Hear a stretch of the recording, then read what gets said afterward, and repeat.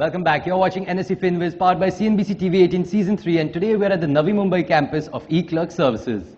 Gaurav, talking about not putting all the eggs in one basket. So that is one term that we love saying, which is asset allocation and diversification, which is also one, again, a key pillar, another great important part of personal financing. But simple terms, what is diversification? What is asset allocation? And I've heard there's a thumb rule. Do you agree with that thumb rule? Anybody knows that thumb rule?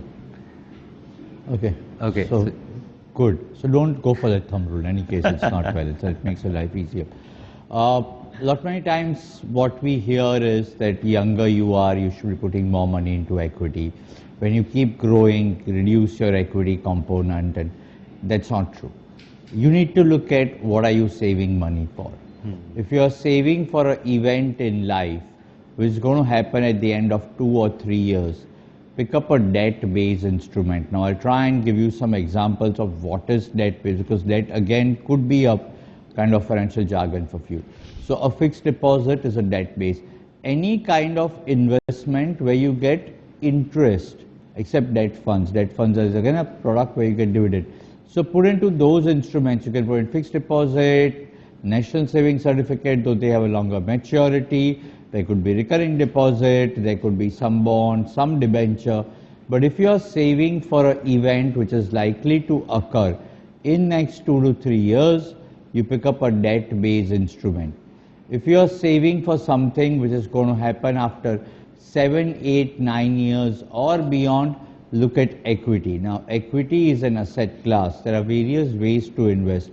I mean, we had a couple of friends putting up their hands saying that they invest in equity directly. So that's one way. You can directly go and pick up stocks from stock market. Another way is equity mutual fund. So nobody invests in mutual fund, we invest through mutual fund. And it's very, very important to have this thing clear, because invariably we feel or we get questions where people feel I'm investing into a mutual fund, I'm investing into insurance. We never invest into it, we invest through. So through mutual fund, you can invest into stock market. Through mutual fund, you can invest into gold. Through mutual fund, you can invest into bonds, debentures, which are debt-based instruments. So if you are saving for something which is going to happen, which the event is likely to occur after 7 to 9 years or beyond, and the 7 to 9 years is what I feel. There are some who recommend 5, some who recommend, but basically people are saying that if it's 1 or 2 years, equity is not the place that you put it in. So if you're trying to do that, then that much portion will go into equity for an interim period, make a combination.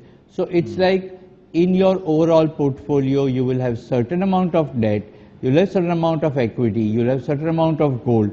A normal saying that goes is that if part of your portfolio is not giving negative returns, you're not diversified enough.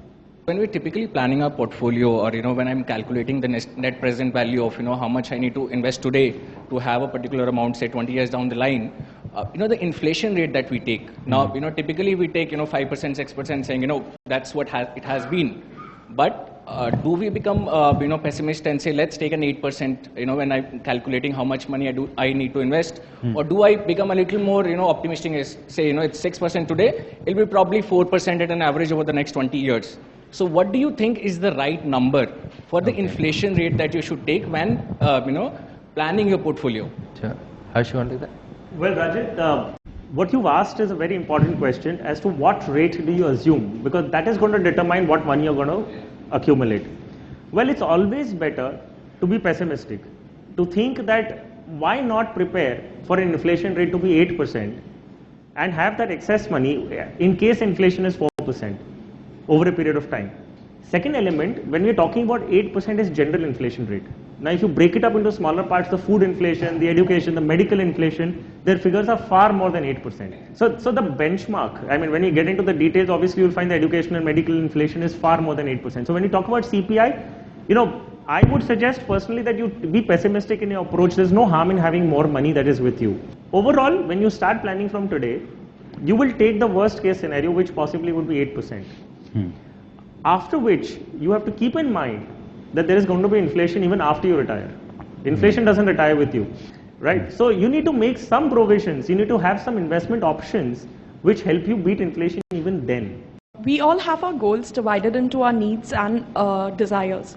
So how do we have a fixed percentage allocated in our savings that this particular percentage goes for the need and the other in the desire? Is there any ratio for it? So here it is, there are two ways. One is, the logical is that first allocate entire thing for your needs and then go for desire. That's number one.